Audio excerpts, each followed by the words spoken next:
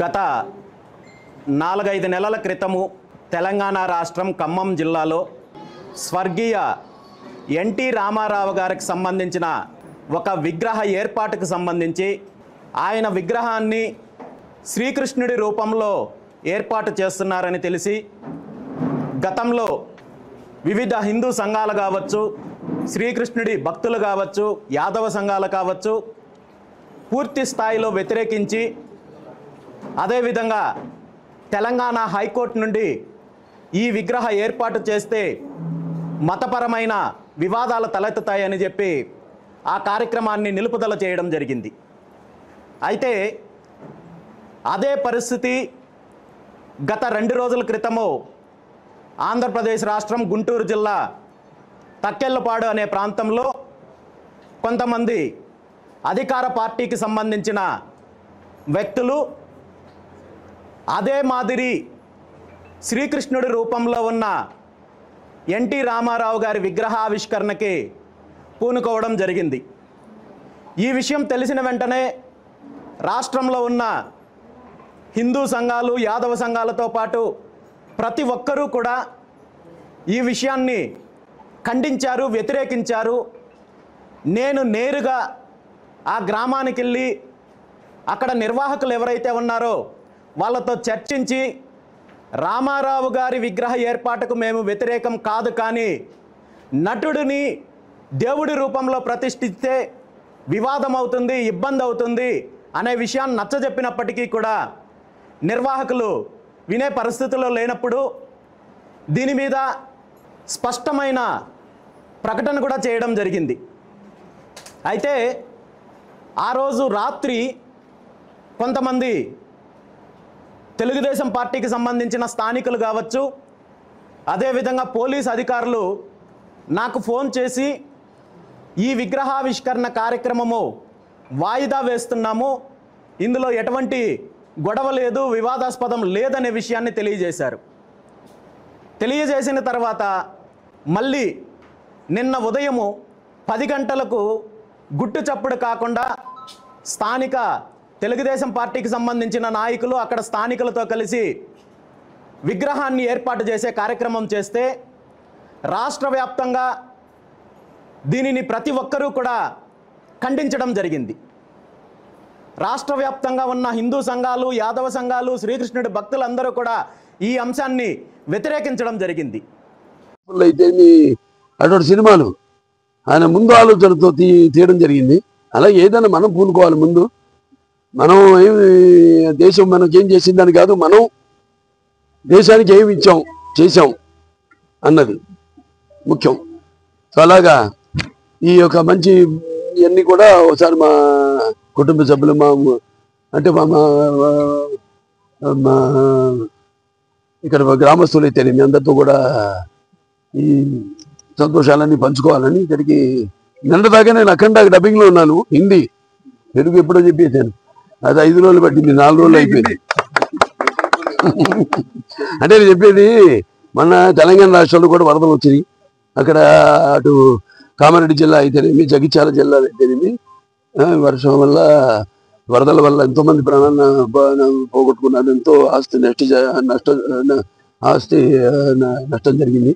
అలాగే ఎంతోమంది రైతులు కూడా వాళ్ళు పండించిన పంట చేతికి రాక వాళ్ళు ఎంతో విలువలాడుతున్నారు. నాకు స్పందించి పెద్ద నాన్నగారు ప్రాంతాలు వేరైనా మన అంతరంగాలు ఒకటేనన్నా, ధ్యాసలు వేరుగా ఉన్నా మన భాష తెలుగు భాష అన్నాను.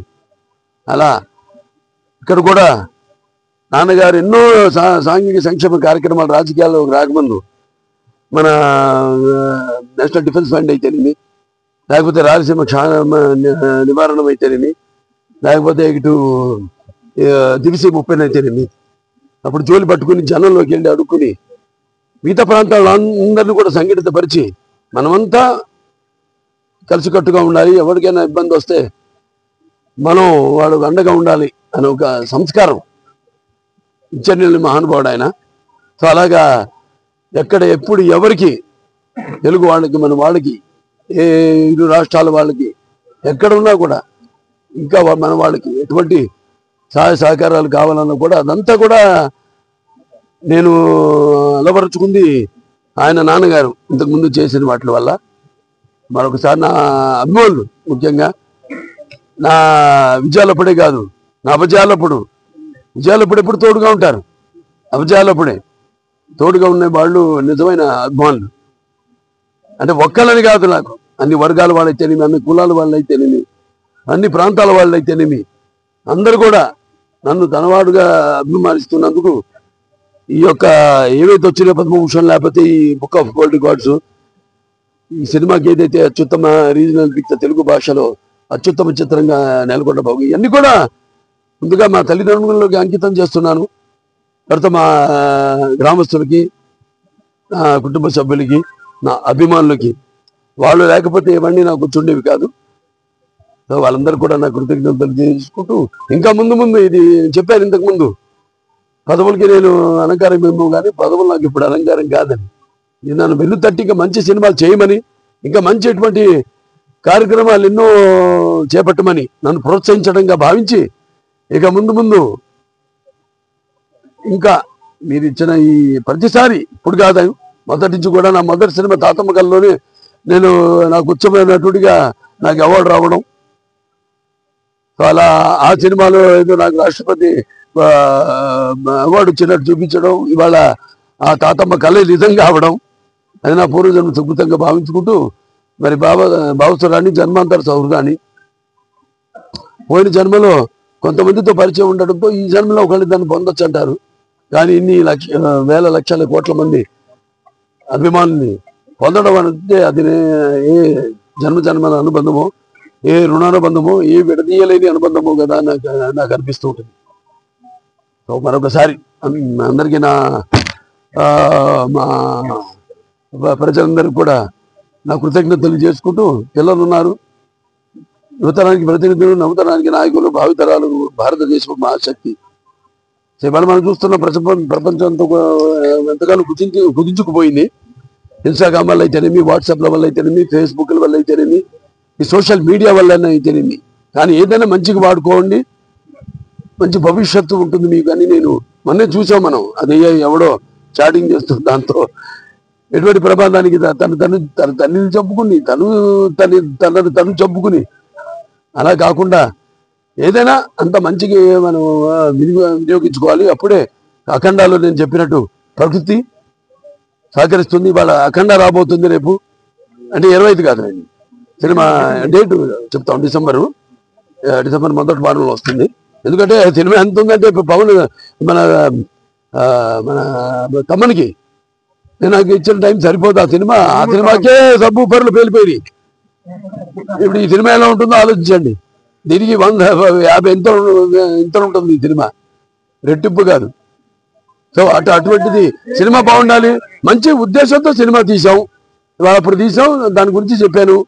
ఇప్పుడు ఈ సినిమాలో సనాతన హైందవ ధర్మం గురించి, మన హిందూజం అయితేనేమి, మన హైందవ సనాతన ధర్మం అంటే ఏంటో, అంటే ఒక కులానికి ఆపాదించకుండా అసలు సమాజం గురించి ఈ సనాతన హైందవ ధర్మం అంటే, అలాగే చాలా ఉన్నాయి విషయాలు సినిమాలు.